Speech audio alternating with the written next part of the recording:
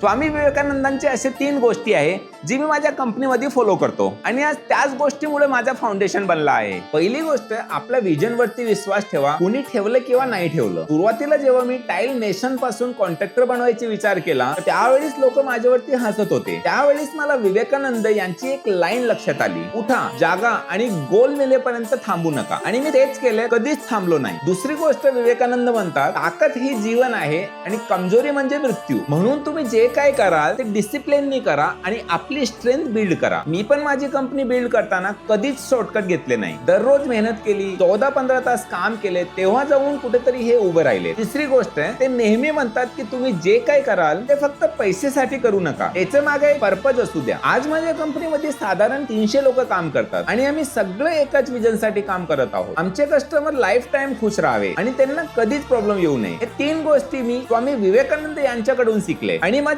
पूर्ण जर्नी मध्ये मी त्याला फॉलो केले। आता मला सांगा, तुम्ही कोणत्या व्यक्तीपासून इन्स्पायर झाला आणि मला फॉलो करायला विसरू नका।